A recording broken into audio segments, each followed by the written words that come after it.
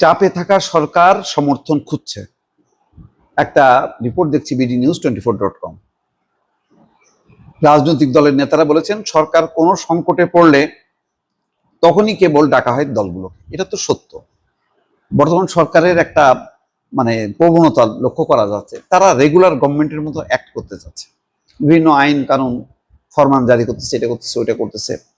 জরুরিভাবে, যেটা আমি বারবার বলি, যে জরুরিভাবে যে কাজটা দরকার সেই কাজটা তারা না যেয়ে তারা ওই বিভিন্ন দূরের থেকে বিভিন্ন রকম কাজকর্ম করতে যে নানা বিতর্ক এবং যেই একটা 15 বছরের দুঃশাসন থেকে মুক্ত হবার পর দেশের নানান জায়গায় ক্ষত, সেই ক্ষতগুলো রয়ে গেছে, এখন বিস্ফোরিত হচ্ছে, টকবক করে ফুটছে বিভিন্ন জায়গায়, ওই আগ্নেয়গিরির অগ্নুৎপাতের মতো।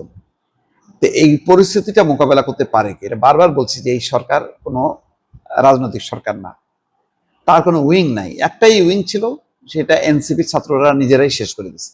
রাজনৈতিক দল গঠন করে তারা যখন কি ড্রয়িং রুমে চলে গেল রাজপথ থেকে, এটা শেষ। এখন এই সংকটে, রাজধানীর কোনো সংকটে ওই এনসিপি নেতারা, সার্জিস হাসনাত, এরা দৌড়ায় ঝাঁপায় যাবে না ওখানে, যে তাদের সাথে একত্র হয়ে তাদেরকে বোঝানো, তাদের সঙ্গে দেন দরকার করা, এগুলি করবে না। অথচ এগুলি দরকার ছিল, মাঠটা ঠিক রাখা। কিন্তু মাঠটাকে অরক্ষিত রেখে তারা চলে গেছে। যাক, সেটা বললাম না। এখন এই যে সম্প্রতি 4 দল, তারপরে 13 দলের সাথে বসছে, এবং ফখরুল ইসলাম আলমগীর বলছে যে এটা আসলে ঘন ঘন বসার দরকার ছিল, কিন্তু তারা হলো চাপে পড়লে, সংকটে পড়লে তখন ডাকে। এটা তো কোনো ভালো জিনিস হলো না।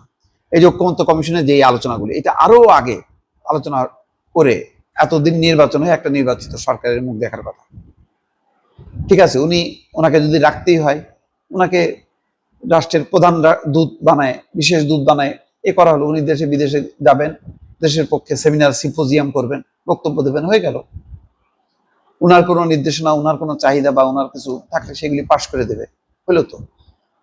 কিন্তু একেবারেই রাজনৈতিক সরকার ছাড়া এভাবে রেখে দেয়া, এবং এখনো তো ধরেন বিএনপি জামাত ডাক দিলে যাচ্ছে, 2 দিন পরে তো যাবে না এই কারণে যে ওই যে লেভেল প্লেইং ফিল্ড না হলে যাবে না। জামাত বলছে এখন লেভেল প্লেইং ফিল্ড করতে থাকো।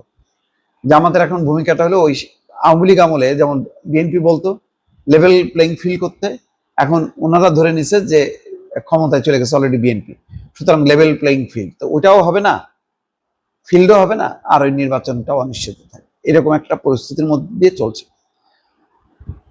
বলছেন যে জুলাই অভ্যুত্থানের পর পূর্ণ সমর্থন নিয়ে ক্ষমতায় বসা এই অন্তর্বর্তী সরকার গত 1 বছরে কয়েক দফা এমন পরিস্থিতির মুখোমুখি হয়েছে। প্রতিবার এই পরিস্থিতি সামাল দিতে সরকার প্রধানকে রাজনৈতিক দলগুলোকে নিয়ে বসতে দেখা গেছে। এবার সরকার প্রধানের ঐক্যের আহ্বানের পর বিভিন্ন রাজনৈতিক দলের নেতারা বলেছেন, সরকার কোনো সংকটে পড়লেই তখন কেবল ডাকা হয় রাজনৈতিক দলগুলোকে। বাকি সময়টাতে নিজে নিজে সিদ্ধান্ত নিতে গিয়ে সরকার পরিস্থিতি বেসামাল আর লেজে গোবরে করে ফেলে বলেও অভিযোগ করেছেন। নিজেরাই সাহায্যের জন্য চিফ অ্যাডভাইজারের ভেরিফাইড ফেসবুক থেকে বলা হলো, আবার সমালোচনার মুখে প্রত্যাহার করলো। বাংলাদেশ ব্যাংক একটা পোশাক নিয়ে সার্কুলার করলো, তাড়াতাড়ি আবার প্রত্যাহার করলো। এইরকম একটার পর একটা কিন্তু নানান রকম ঘটনা ঘটছে। 8ই জুলাইকে তারা কি রাষ্ট্রীয় কি বানাইলো যেন, তারপরে পট করে বললো না 8 তারিখে না। এই সমস্ত নানান রকম পাগলামি চলতেছে। তারপরে বললো যে কি একদিন ইন্টারনেট বন্ধ রাখবে। কি অদ্ভুত অদ্ভুত সব কর্মকাণ্ড, সমালোচনা হওয়ার পর আবার সেটা প্রত্যাহার করলো। এগুলি চলতেছে।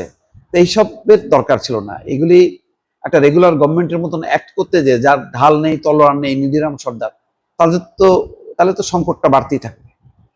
সুতরাং যা করণীয় দ্রুত করার দরকার, সময় কিন্তু বেশি নেই। এই কথাটা বললাম। ভালো থাকবেন। আল্লাহ হাফেজ।